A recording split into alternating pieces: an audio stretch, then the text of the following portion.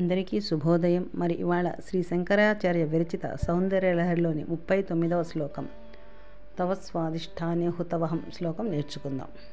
ఓం శ్రీమాత్రే నమః. తవ స్వాధిష్టానే హుతవహమధిష్టాయ నిరతం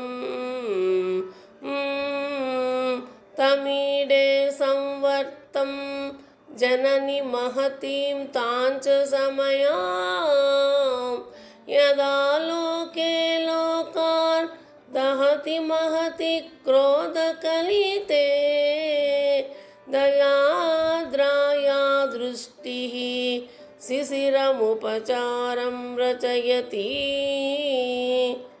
తవ స్వాధిష్టానే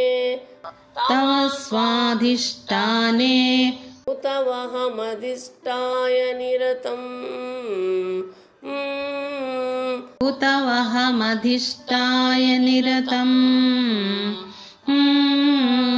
తమీడే సంవర్తం జనని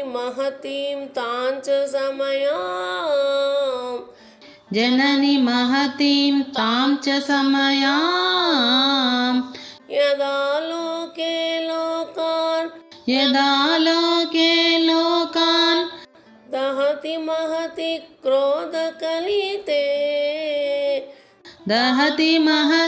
క్రోధకలితే దయాద్రాయా దృష్టిః శిశిరముపచారం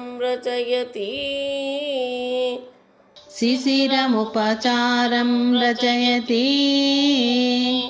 తవ స్వాధిష్టానే హుతవహమధిష్టాయ నిరతం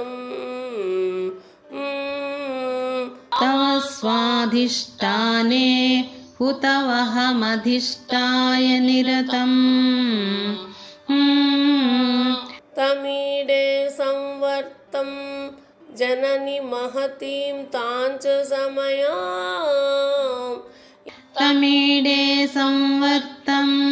జనని మహతీం తాంచ సమయాం యదా లోకే లోకాన్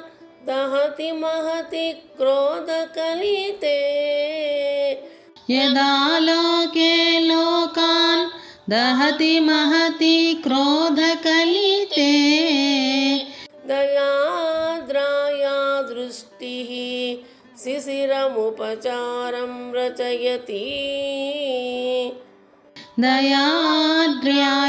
దృష్టిః శిశిరముపచారం రచయతి తవ స్వాధిష్టానే హుతవహమధిష్టాయ నిరతం తమీడే సంవర్తం జనని మహతీం తాంచ సమయాం యదా లోకే లోకాన్ దహతి మహతి క్రోధకలితే దయాద్రాయా దృష్టిః శిశిరముపచారం రచయతి.